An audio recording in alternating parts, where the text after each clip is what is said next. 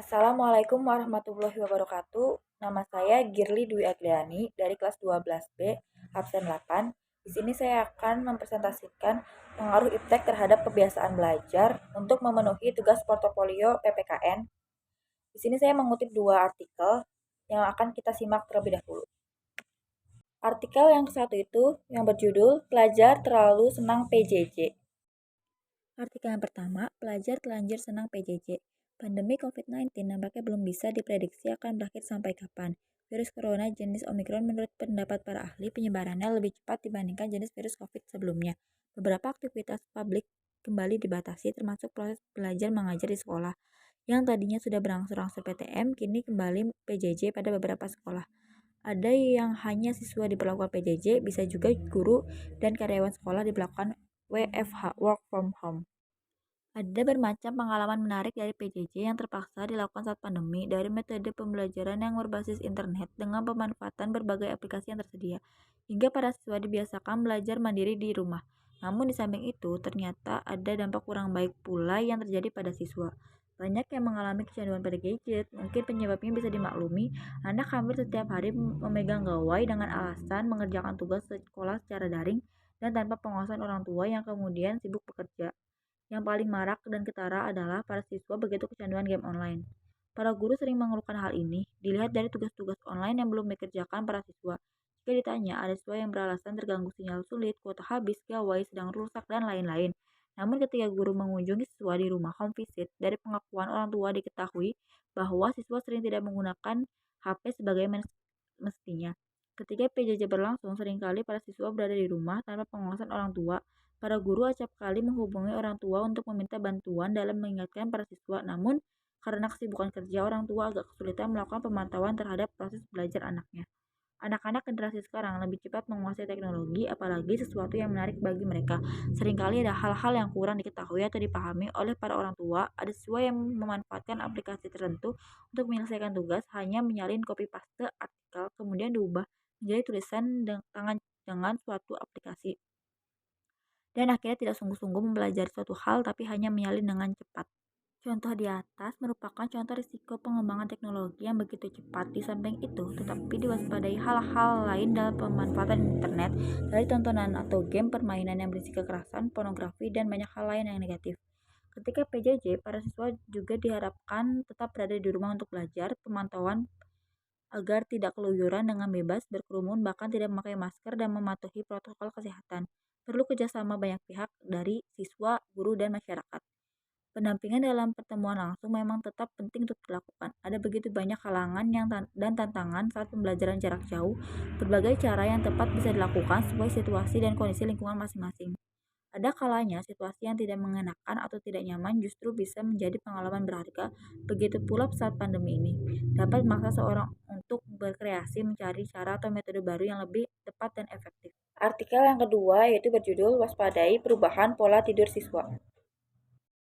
Musibah besar menerima penduduk bumi. Wabah COVID-19 menyebabkan terganggunya seluruh bidang kehidupan manusia, termasuk dunia pendidikan. Dalam jangka pendek, banyak orang tua yang belum siap melakukan pembelajaran di rumah karena mereka belum familiar dengan homeschooling. Demikian juga siswa mereka belum siap secara psikis saat pembelajaran dialihkan secara tiba-tiba di rumah. Proses pembelajaran terjadi secara daring mewarnai pendidikan Indonesia. Dalam pembelajaran daring, setiap daerah memiliki permasalahan berbeda, terutama di pelosok desa yang memiliki sarana prasarana informasi teknologi yang terbatas. Pelaksanaan pembelajaran daring membuat tenaga pendidik kesulitan karena tidak semua siswa berperan aktif untuk mengikutinya, bahkan hanya 35% siswa yang hadir dalam pembelajaran. PJJ membuat guru harus memberikan informasi terkait masalah yang membuat siswa tidak hadir dalam masalah pengerjaan tugas. Dari hasil home visit dan evaluasi, ternyata ada beberapa faktor yang menghambat kurang efektifnya pembelajaran daring. Di antaranya infrastruktur yang kurang, ekonomi yang kurang, membatasi pemanfaatan teknologi informasi. Minimnya penguasaan teknologi informasi oleh guru dan siswa.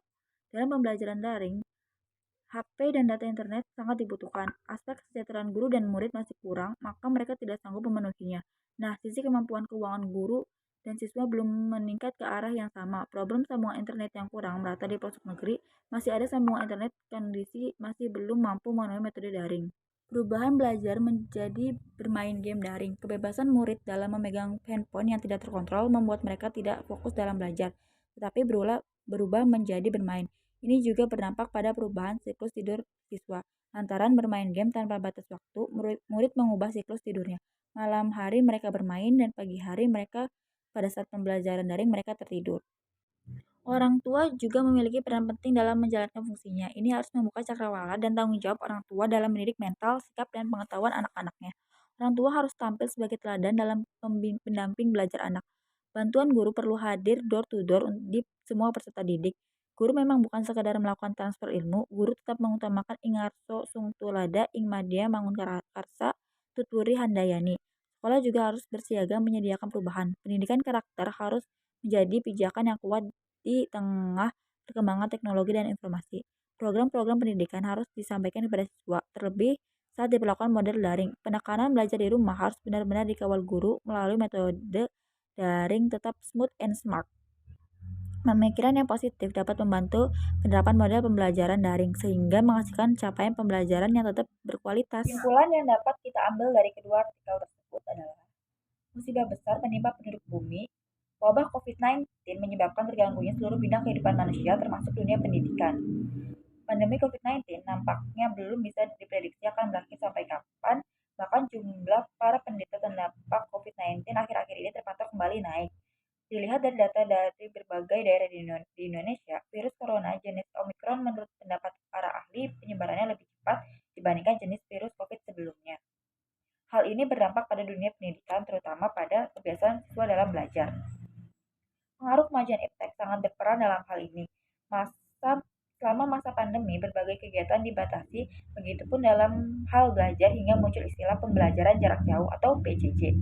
Kemajuan iptek sangat berperan dengan adanya berbagai metode pembelajaran yang berbasis internet dengan menggunakan berbagai aplikasi yang tersedia seperti aplikasi Zoom, Google Classroom, Google Meet, dan lain-lain. Hingga para siswa dibiasakan belajar mandiri di rumah. Kemajuan iptek pun mempermudah dalam mencari informasi sehingga siswa lebih mudah mendapatkan informasi dan ilmu baru seperti di Google, YouTube, Twitter, dan lainnya, sehingga kemajuan iptek sangat bermanfaat pada pembelajaran jarak jauh. Namun di samping itu ternyata ada dampak kurang baik pula yang terjadi pada siswa, banyak yang mengalami kecanduan pada gadget atau gawai. Mungkin penyebabnya bisa dimaklumi karena anak hampir setiap hari memegang gawai dengan alasan mengerjakan tugas sekolah secara daring tanpa pengawasan orang tua yang kemungkinan sibuk untuk bekerja. Pengawasan orang tua sangat penting dalam pembelajaran jarak jauh ini karena guru tidak bisa langsung mengawasi secara langsung sehingga bisa menimbulkan ketelantaran siswa dalam mengerjakan tugas. Namun, kesibukan orang tua tidak bisa selalu memantau anaknya, menyebabkan ketidaktahuan ketika siswa tidak mengerjakan tugas tapi tetap memegang gadget yang sebenarnya siswa tersebut bermain HP, bermain game online, masih chattingan dengan temannya, atau bermain media sosial yang juga mempunyai dampak buruk seperti kecanduan game online, maraknya penipuan pada media sosial, dan tidak sedikitnya kejahatan di media sosial, contohnya bullying, yang dapat berdampak buruk pada masa depan siswa. Kemajuan iptek yang sangat pesat juga memunculkan berbagai aplikasi pintar yang bisa mendeteksi langsung jawaban sehingga para siswa hanya perlu mempaste tugas dari guru dan jawabannya langsung muncul. Hal ini dapat membuat semangat belajar siswa menurun dalam hal menekuni sesuatu karena sudah terlalu biasa dan mudah untuk mendapat sesuatu dengan perjuangan yang minim. Namun, tidak semua menguasai perkembangan iptek dengan baik. Masih adanya keseimbangan pemerataan teknologi di Indonesia. Banyak daerah yang belum baik jaringan internetnya, terutama daerah-daerah pelosok, yang mengakibatkan siswa susah memanfaatkan kemajuan iptek sehingga dapat mempersulit dalam pembelajaran daring. Adanya kesenjangan sosial pun sangat berpengaruh bagi guru dan orang tua murid, dan juga murid ya. Karena untuk mengakses internet membutuhkan kuota dan tidak semua keuangan guru dan orang tua murid telah benar-benar menyanggupi itu, membuat sebagian orang tua terbebani oleh kebutuhan kuota dalam pembelajaran jarak jauh. Selain itu, minimnya penguasaan teknologi oleh guru dan siswa. Tidak semua guru dan siswa paham teknologi. Masalah ini akan membatasi mereka dalam pembelajaran daring. Oleh karena itu, kemajuan iptek sangat berpengaruh dalam kebiasaan siswa belajar. Banyak dampak positif seperti sarana belajar lebih variatif, contohnya munculnya aplikasi Zoom dan lainnya.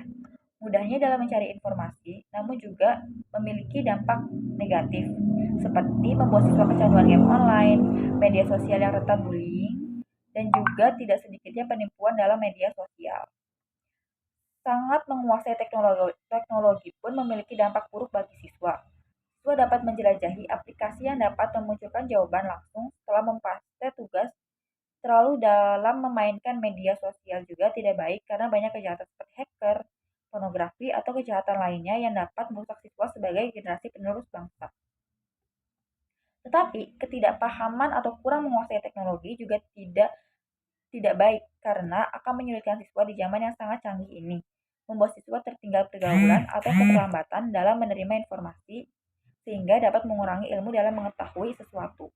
Oleh karena itu, siswa harus bijak dalam menghadapi kemajuan iptek yang sangat pesat ini dengan memfilter mana yang memberi dampak positif dan yang memberi dampak negatif yang dapat mempengaruhi siswa sebagai generasi penerus bangsa. Sekian presentasi saya, kurang lebihnya mohon maaf. Terima kasih. Assalamualaikum warahmatullahi wabarakatuh.